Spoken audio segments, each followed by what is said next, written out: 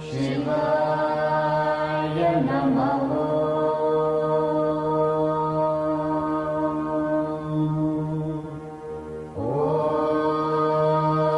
Om Namah Shivaya. Shivaya Namaha.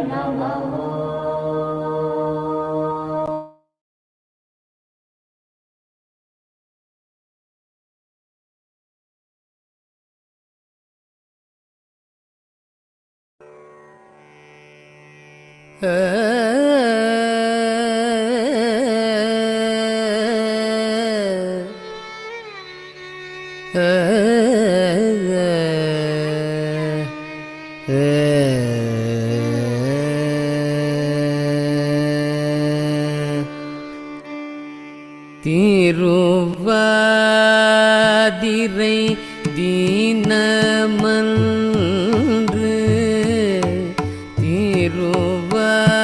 Thiruvathirai தீனமன்று திருரஸ்தலம்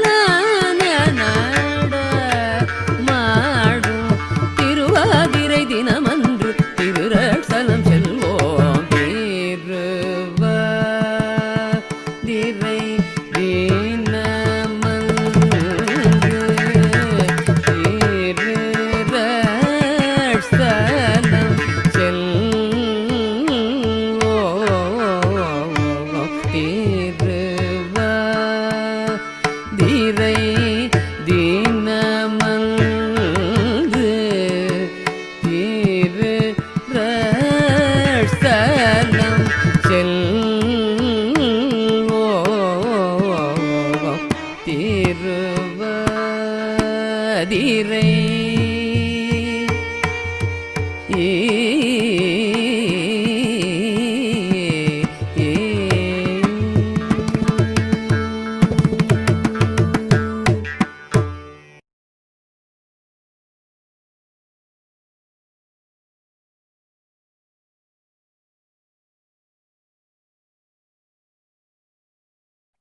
Shri Matre Namaha. Namaskaram everyone, and welcome back to our Sacred Rites and Rituals of Sanatana Dharma learning series, which is a joint presentation by the Sri Vidya Temple Society, Rochester, New York, USA, and Ashtanga Yoga Mandir, Sri Lanka. These lectures are conducted by Sri Chaitanyananda, affectionately known as Ayya. Ayya is the founder and Peethadhipati of the Sri Vidya Temple. Both Ayya and Amma, Srimati Nyanamba, have dedicated their lives to the noble mission of preserving and spreading the knowledge of Devi worship and the rich traditions of Saiva Bhakti. The temple will be observing a few auspicious events. Currently, the temple is observing Kedara Gauri, a 21-day Vritam that began on October 3rd. During this 21-day Vritam, we worship Lord Shiva as Ardhanarishwara in honor of Sri Parvati's attaining the boon of becoming half of Lord Shiva's body. On each night of the Vritam, worship is performed and auspicious items are gifted to ladies. By observing this Vritam, we can attain the divine grace of Lord Shiva and Divine Mother for spiritual upliftment and oneness with the divine consciousness. Join us at 6 p.m. for the final Grand Puja and Abhishekam on Monday, October 24th, 2022. Beginning on Tuesday, October 25th, 2022, the temple will observe the ever-sacred Skanda Shashti Vritam. In this festival dedicated to Sri Subramanya, we worship each of the Lord's 6 faces for 6 nights. Each night, the Sri Subramanya Trishati Namavali will be recited during the puja, which contains many powerful Bijaksharas to invoke Sri Subramanya's full grace for divine victory and positive energy to overcome all challenges. Join us at 5 p.m. for the grand final puja on Sunday, October 30th, signifying Lord Murugan's victory over evil. After the forces of evil are destroyed by Sri Skanda, we conduct and celebrate his marriage to Sri Devayani and Sri Valli with all the beautiful and sacred ceremonies. Join us at 5 p.m. for the auspicious Tirukalyanam on Monday, October 31st. Just a note to all, we will not have our regular yoga session today. For those interested in viewing content shared during the sessions, please note that all content being discussed in these sessions will be posted after the conclusion of the respective topic on our webpage. Please use the question form to share any questions you might have pertaining to the content discussed.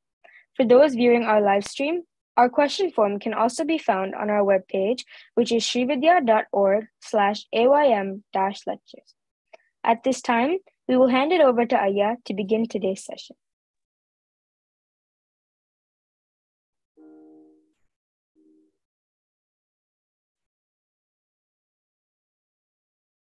Om Sri Gurubhyo Namaha.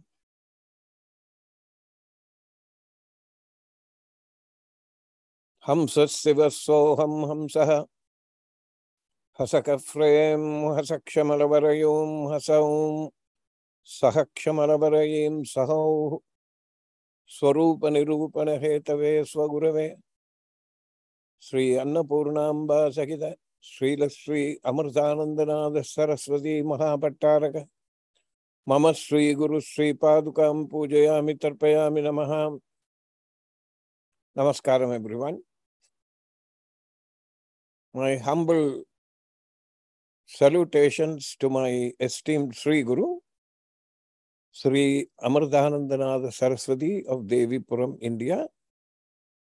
I prostrate before him and humbly request that he speak through me, sitting on my open heart lotus. We have been looking at the different forms of Shiva, and along with it, we have been exploring side streets so that the knowledge about these 25 different emanations of Shiva can be fully understood and appreciated. The last stop was Nila Kanta Murti. Kandam meaning throat. Nila Kandam, the one who has a blue colored throat. And the idea that Nila Kanta Murti consumed the poison that rose out of the ocean of milk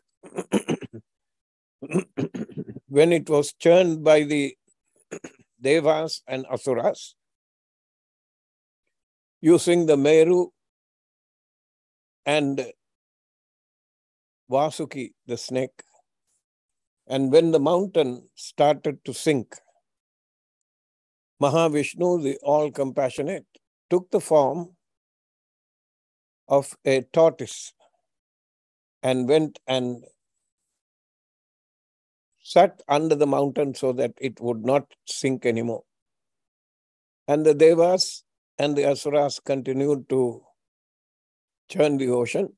And as the churning increased, the Devas noticed that one by one, the Asuras were fainting and losing consciousness. Then all of a sudden, a huge amount of poison, venom, from the huge snake emptied onto the place where they were churning, and the poison was chasing everybody. They ran from one side to another, and this is the one that is represented when we do Pradosha Puja. The Pradikshanam, the Somasuda Pradikshanam, shows you how the Devas ran and how Swami protected them. The physical explanation for this is, of course, the pulmonary and cardiac circulation of the blood in the body. Now, as the churning progressed, as the churning was progressing with the Devas on one side and Asuras on one side, they introduced herbs into the ocean. And it started to produce various ratanas. There are varying accounts of what and what came out of the ocean. Most texts tell you that 9 of them came out.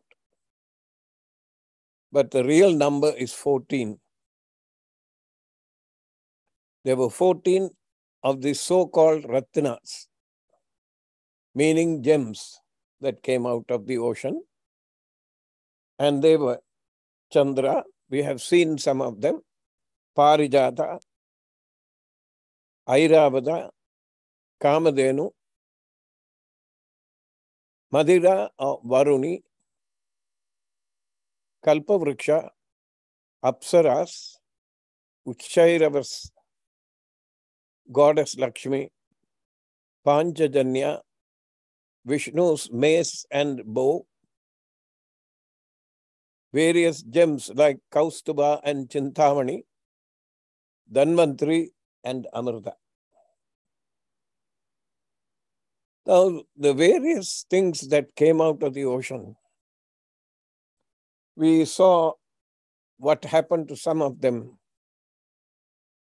The original contract for churning the ocean was between Shiva and Vishnu, the Devas and the Asuras. So there were 4 parties to this contract. But you will notice that most of the things that came out ended up either with Shiva or with Vishnu or the Devas. They quietly let the Asuras, they quietly let them be aside because they were always causing trouble and fighting with the Devas. Some of the things were taken away. For instance, Airavada was taken by Indra as his mount.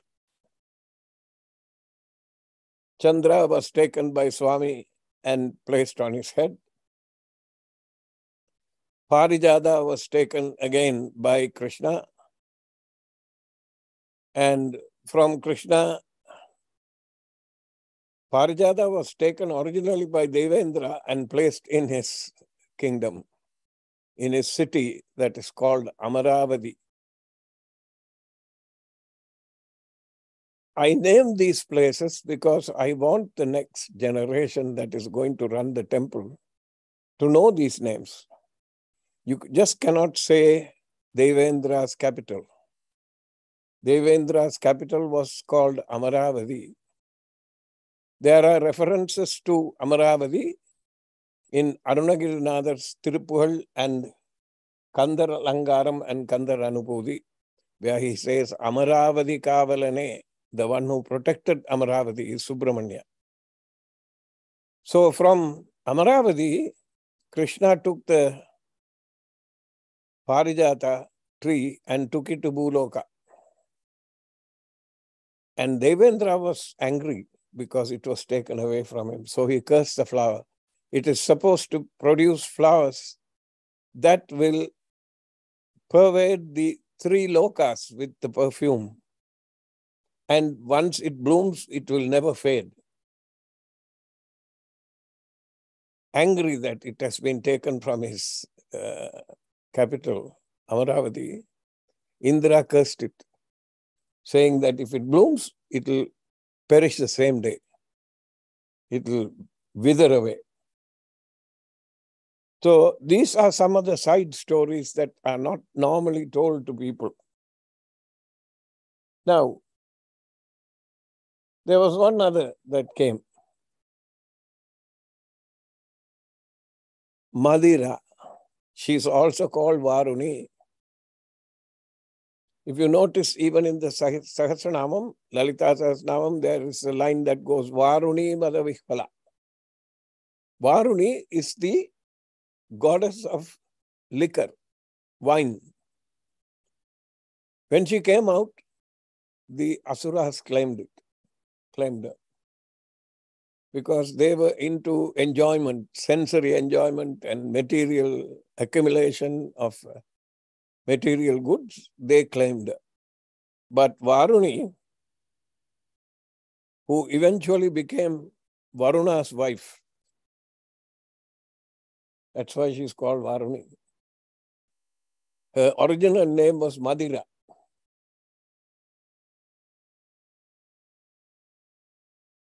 The question was, she's supposed to have asked her husband who claimed her, because he was one of the devas, one of the 4 parties to the contract to churn the ocean.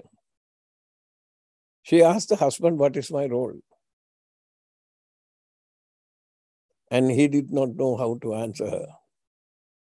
And it is said one of the rishis who was there, one of the Dwadasa Upasakas of Devi, Mahesa, Shiva, Madhava, Vishnu, Vidatru, Brahma, Manmada, Cupid, Mahesa, Madhava, Vidatru, Manmada, Skanda, Subramanya, Nandi, Indra, Manu, Kubera, Agastya, Durvasa. And this, one of them told Varuni, you don't despair. You will be used in the worship of the mother. So in some sampradayas that subscribe to the Kaula side of worship, we have discussed before what the actual meaning of the word Kaula is. Kaula, just to refresh, Kaula comes from the word Kulam. Kula Acharam became Kaula Acharam. Kula Acharam means a group of people united, just like the devotees in our temple are united in their worship of Mahatiripura Sundari as Rajarajeshwari, or Bala Tripura Sundari, or Panchasakshari, or Mahashodasi, any one of those names that you give her. In Kaulacharam, the other meaning, of course, is a person who knows how to traverse the petals, because Kulam also means a petal. Somebody who can traverse the petals in an Arohanam, ascending pattern, or descending pattern, Avarohanam. Such a person is also known as a Kaula Achari. Acharam means discipline. So when she was assured that in the worship of the mother, she has a role. And today, in the 5 modes of worship of the Mahatripura Sundari, 2 are considered on the left side, Vamacharam, Kaulacharam. And on the right side, Samayacharam, Dakshinacharam. But in reality, what you see today all over the world, whoever who is worshipping has borrowed from all of these other 4 pathways. And they use what is called Piradinidhi, a representative for something. So sometimes in Kaulacharam, instead of alcohol, they will use honey. There are other notions where they will use a combination of honey and alcohol. Now, since we are all Sri Vidya worshippers, let me give you a little bit of a hint here. If you are going to use alcohol, not more than a tablespoonful can be used. It is used to enhance the opening and the perception of some of the petals in the body. Anything more than that will cause problems. So when you are preparing the Visasharkyam, if you add honey to a little bit of this alcohol, suddenly there will be a aroma that comes out. The moment the aroma comes out, you must stop. And then while all this is happening, your Mula Mantra should be going at breakneck speed, so that you don't give the mind even a little bit of a leeway to run away into another thought and hold on to that thought and then fly off into a tangent. So you see, Varuni became part of the Sri Yantra Puja. And this Varuni also, because the original contract was that the Asuras also would share in it, she went with them too. But they abused the alcohol. And in reality, who are these Asuras? If you look around, every human being has asuric qualities and divine qualities. If you let the demonic qualities take over, you become an Asura. If you let the divine qualities take over, you become a Deva. If you let the qualities take over you so that you are always thinking of the Lord, thinking of the Mother, then you become a Gana and a Yogini. These differences you must know. You must learn about this. Then the next one was Kalpa Vriksha. This Kalpa Vriksha is there in Jain philosophy, in Buddhist philosophy, and in Sanātana Dharma philosophy, in many places. Kalpavrikshapatikaya Namaha. In the Sri Yantra Puja, there is a selection that is known as Sri Nagararchanam. In that, Kalpavrikshapatikaya Namaha is there. And this Kalpavriksham is supposed to be a wish-fulfilling tree. And it was originally given by Lord Vishnu to Bhulokam, to the earth. And it was planted just like Kamadhenu was the first cow that came into being. Kalpavriksham was one of the first trees that came about that was able or had the ability to fulfill one's wishes. If you sat under a tree, under that tree, and thought of anything, it manifested immediately. And pretty soon, human beings being who they are, they started abusing this tree, wishing for all and sundry. If they didn't like their neighbor, they would wish that he would be dead and it would happen. And that was not what it was originally intended to be. There have been good people also who did that. So, Indra, when he came down to the earth with lightning, Indra is the lord of thunderstorms. When he came down, he found what they were doing to this tree and he took this tree back to Amaravati.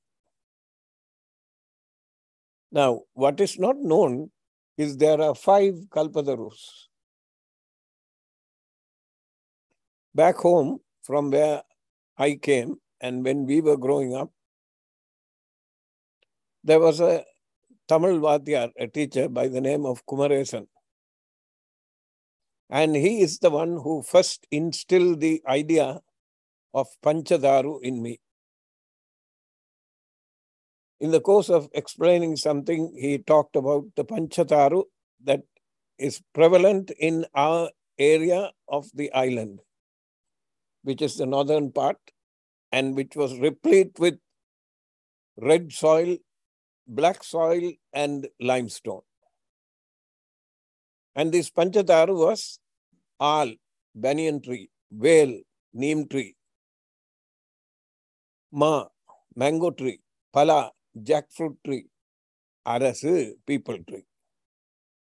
And he used to tell us that these 5 tarus, these 5 trees were actually the real Kalpadaru. Because for the people who lived under them and the people who lived in the neighborhood there, they were of immense use. And here is a place where 75 inches of rain is all we get throughout the year, and it is confined to 4 months during the northeast monsoon. And most of the other time, the district is dry. So much so, we were primarily farmers. At 4 o'clock in the morning, 3:34 in the morning, the farmers will get up. And they will be waiting. And they will get up and bathe and wait, and then they'll hear the pealing of the bell from Chidambaram. You can hear the sound of the bell all the way in Sri Lanka. The moment they hear it, they will go to their fields.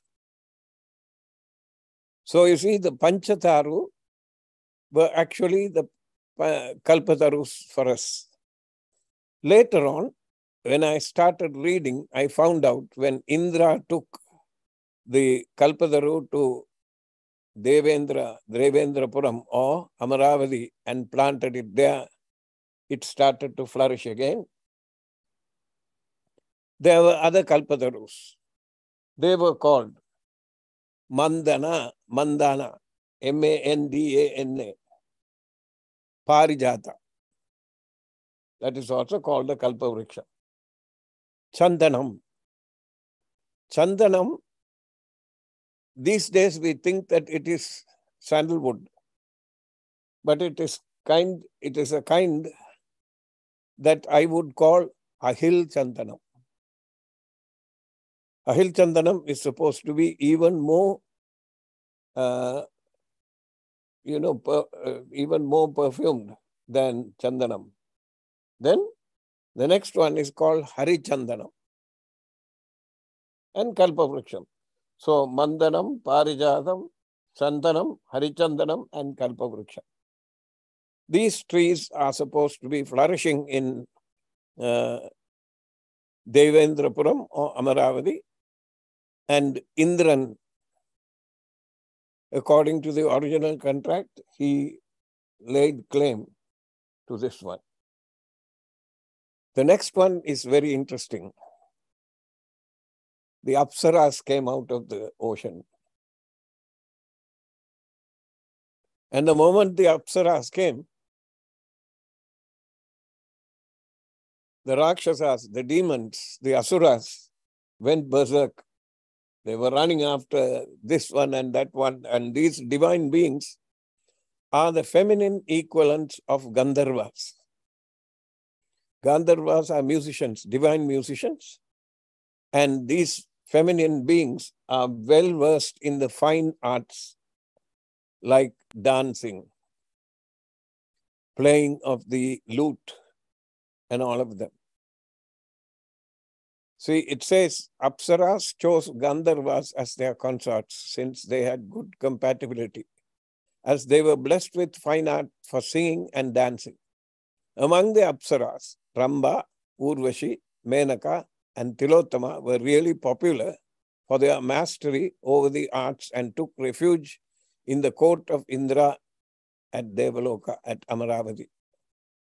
Now, what they don't tell you is these Apsaras that I have named are the ones who came with extraordinary talent in dancing and music and singing. The total number of Apsaras that came from the Milky Ocean were 26, not just these. And they were given refuge in Devendra's court.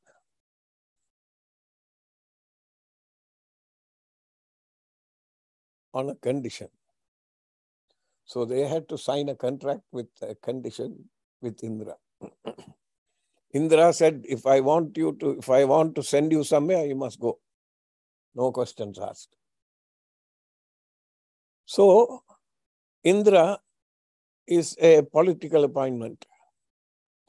If somebody is doing intense Sri Chakra Puja or Sri Vidya Puja or Shiva Puja or Vishnu Puja or Saligrama Puja, he gets to be worried.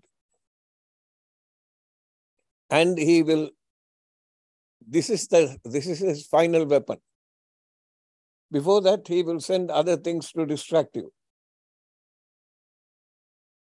He will send some of the fruits from some of the Kalpavrikshas, and if you get distracted, good fine. There was a rishi who had been performing tapas for 4,000 years. And it really worried Indra that he was going to take over Devalokam and he was going to be out of a job. So he called Menaka and told her, go tempt him. And Menaka came to the Parnasala, to the Tapovanam, and she started dancing. First, the attraction to Vishwamitra came through the sense of smell. The perfume that she was wearing from the Parijata flowers that were in her hair made him turn his head and look. When he turned his head, he found her. And she continued to dance. And although he knew that he was losing his concentration, he let it happen. For another 1,000 years, they lived together. And they produced a child.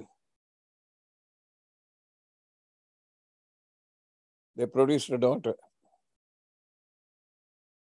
Any idea what her name was? Shakuntala. And she was carried off by the Shakuntalam birds and brought up. And when he saw the child, he realized that he had gotten into this bandham of samsara. And he asked her to leave. So the Apsaras were there to perform for the pleasure and happiness of the Devas. The next one that came out of the Milky Ocean was a 7-headed horse. It was called Uchiravasas.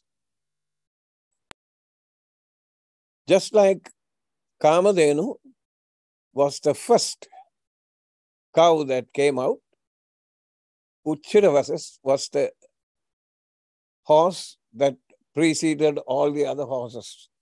He was very strong.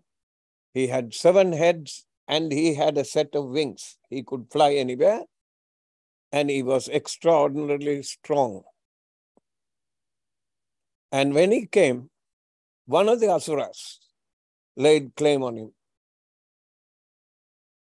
Bali Chakravarti laid claim, and he took him there, and he did not like to be mistreated.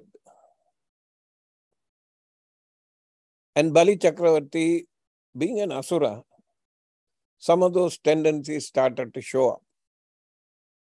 Then Indra claimed him, took him back to, and he became his second mount. The first one was Airavata. The second one was this. Now, this is the story that you always hear about Uchiravas's origin, that he came from the Milky Ocean. Somewhere in the 12th century, an original document, original book surfaced in Sanskrit. And in there, it says that Brahma performed a yajnam. He may have performed a Ashwamedha yajnam. We don't know what the details are. But from what happened, you can gauge that it may have been the case. Ashwamedha yajnam, when it is performed, it can only be performed by an emperor, an emperor of emperors, Chakravarti, where they get a hold of a semi-wild stallion, not something that has been tamed. Decorate the horse with the Rajashinnam, that is the symbols of royalty of the one who is conducting the thing, and send an army behind it, and send also an army of Purohits behind it, priests, Brahmins. Every step the horse took, every step, the king who had started the yajnam had to give Bhudanam, Godanam, Swarnadanam, Ratnadanam, right? Annadanam, Vastradanam. All these things had to be given. It's only possible for somebody who has an unlimited supply of money and wealth. Remember the story in the Ramayana when Rama heard some dhobi, a washerman, talking about he had quarreled with his wife and sent her out of the house, and somebody came to try and talk him into bringing her back. He said, "You think I am Rama? She went and lived in somebody else's house, and you think I am Rama to bring her back to my palace?" Rama got offended. So he chased her while she was 7 months pregnant. He went and dropped her in the forest again, Vanavasam for her. And a set of twins were born, Lava and Kuchan. These fellows learnt all the arts of warfare, arts of all the weapons, everything, mantras, whatever that is there to learn, they learnt it very quickly. They are Rama's children, what do you expect? And Rama sent a Ashwamedha Yajna horse, and they imprisoned it. And Rama tried to get them back, and they fought him. And Rama found that he could not beat them eventually, and then they found out that he found out that they were his kids. So this yajna that Brahma conducted, a horse appeared from the fire. And this horse had 7 heads, and it was milk white, and when it neighed, you could hear it in all 3 worlds, you could hear the sound. A powerful horse. And the story goes on to say that he presented it to Mahabali, the Chakravarti. We don't know how the veracity of that statement, but it is said that he did keep the horse and he mistreated it.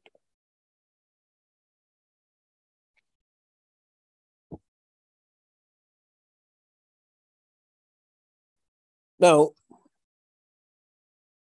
Indra is supposed to have taken this horse. And he is also prominently involved in the story of Garuda.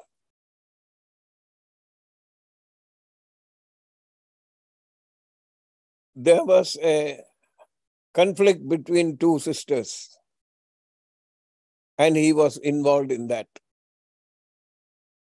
It is taking us a little bit further away from where we are now.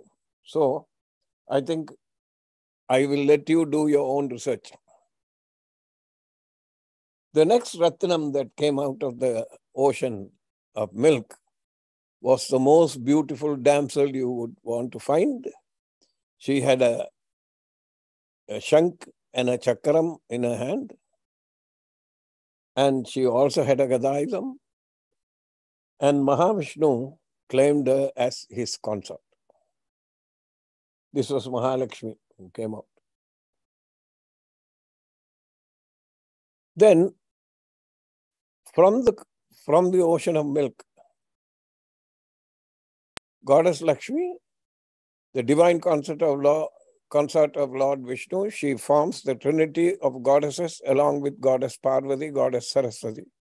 She is also the goddess of good fortune and wealth.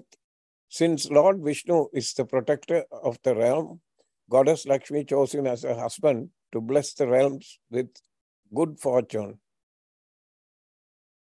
when it is deserved. You have to remember, when it is deserved, otherwise she won't come. Many of you know the story of Shankaracharya, Adi Shankara, when he was a little kid. At 6 years old, he goes and begs for food, as all brahmacharis do. Bhavati Vicham Bhiksham Dehi, and this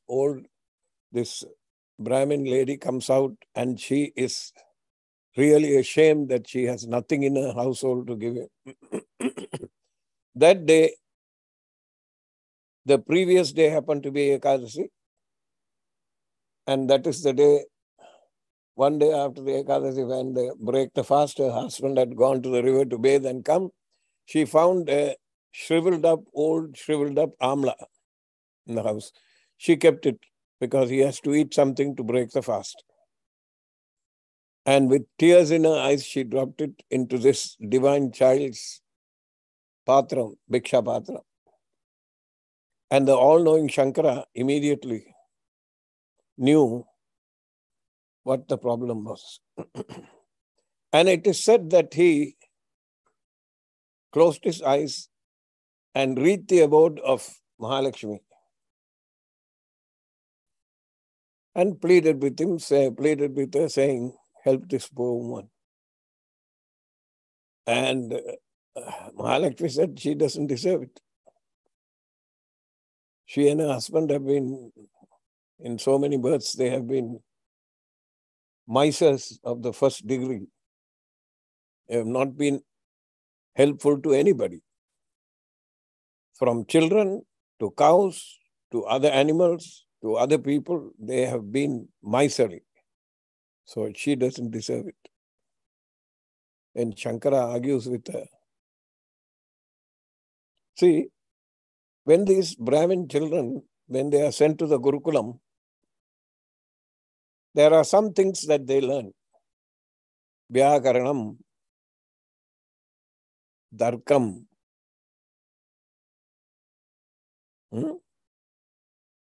Tarkashastram, Nyayam, Dharma Shastra, it falls under.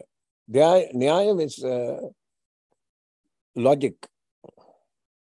How you deduce from one statement, how you deduce. And from that statement, how you deduce something else. Like that, it will go and they will come at the desired result. Shankara knew all this. So he engaged in a debate with Mahalakshmi and said, look, they may have done all of these things. I admit it. But this is Kaligalam. And the thought that she should give me something, even when she had nothing in the house and something that she had preserved, so her dear husband could break the fast. She put it into my vessel. That alone should cancel all the things that they have done in their previous lives. And he convinced her. And for the next 90 minutes, the entire house and the property, where the property was, within the property, gold amlas fell. So you know, Mahalakshmi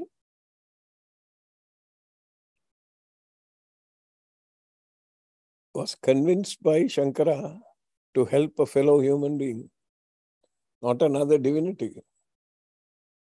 And many people do not know that Shankara is an avataram of Shiva. And our Paramacharya is supposed to be an avataram of Ardhanarishwara. That is why that maternal love and affection was there in him. Okay, I will stop here today and ask and open it up for questions.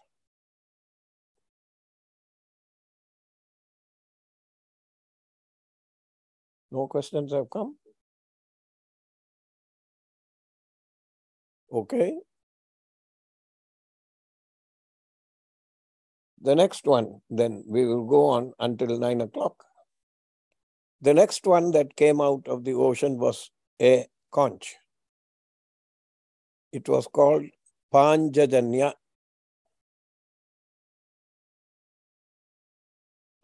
The story of the Panchajanya is also very interesting. Krishna and Balarama. You will see Balarama carrying a plow always. Kalapai. He was carrying a plowshare. And Krishna, of course, you know, they were both sent to study under a particular guru. I think his name is Sandipani. They lived with him and they learnt all that was. Now remember, both Balarama and Krishna are supposed to be avatarams of Vishnu. So why did they have to learn? When you take a human form, all the shortcomings, all of the problems that attend to a human body, you have to go through. Just because you have taken form as an avatara does not mean that you will have all the knowledge transmitted and embedded in your brain. Of course, when they learn it, they will have Purva Janma Sukridam, it's called, and they can refine it depending within the confines of a human body, what is possible, they will get. And for other human beings, it will appear as though these fellows are supernatural, which they would be, but it will not be something that is beyond the human frame. So they completed their studies, and both of them went and did namaskaram to Sandipani and asked him, what Guru Dakshina should we give you? Unknown to them, Sandipani had a son. And this son was taken by an asura called Panjana. He went to the coast, the sea coast, and this Panjana, who lived at the bottom of the ocean, inside a shell, a shanku, came up in the form of a whale and swallowed him and took him down and kept him there. So Krishna went to the ocean and stood there. And when he found out, he looked everywhere, and when he knew that he was being held under the ocean, he went in. And he found this fellow, the Asura, Panjana, inside a conch. And he fought him and killed him. Rescued the child, brought him up, and gave him to his guru.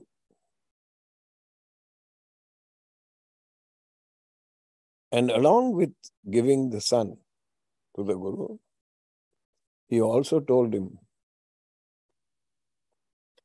treat all the children that come to you as your son, because for so long you have had your son as the main focus in your life. And Sandipani is supposed to have said, yes, I will do that. And he is supposed to have taught many, many children after that. So, when he killed him, Krishna brought the conch that he was hiding in. And that conch became Panjajanyam. And during the beginning, the first day of the Mahabharata war and the end of the Mahabharata war, this was blown by Krishna. And it is supposed to have been heard all over the world. There it is. The Panjajanya, if you look at the Shankha Gayatri also, you will find Panjajanyaya Dhimahi. It says Panjajanya. It's Krishna's. Okay, we'll stop there today. It's 9 o'clock. No questions? There are a couple of questions here. Okay.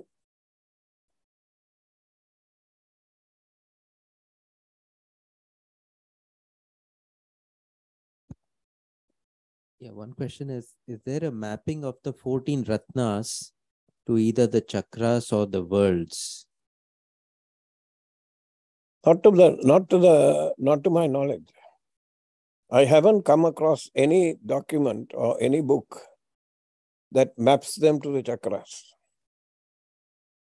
Of course, you know that the 14 Ratnas, you can map them. In some texts, I have seen them being mapped in the Chaturdasa Bhuvanaram. The 14 worlds I have seen, but not in the chakras. Especially given that Amritam is the last one. Amritam is the last one. Yeah. Hmm? Yeah.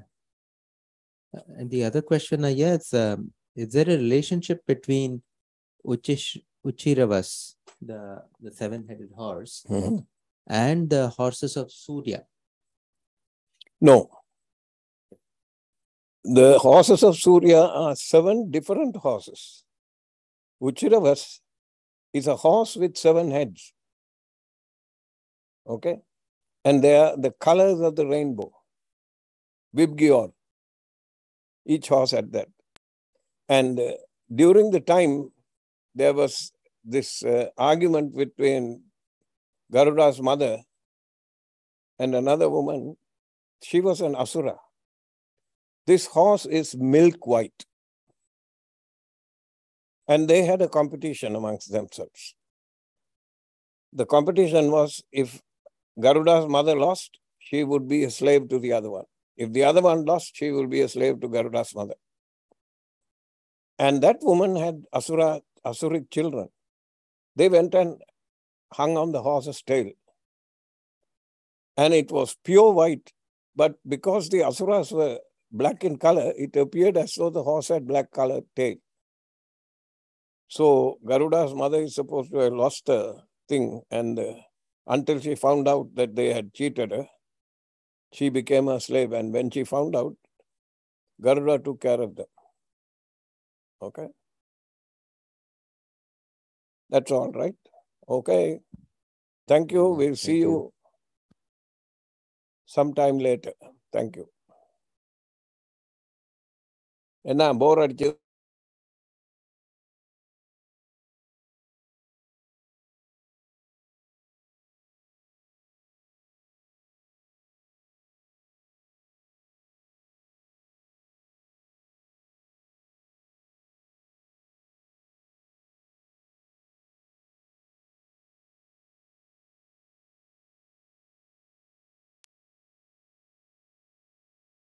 Thank you, Aya, for today's session. To access all content from prior sessions, please visit srividya.org/aym-lectures. We would like to thank everyone for joining us for today's session.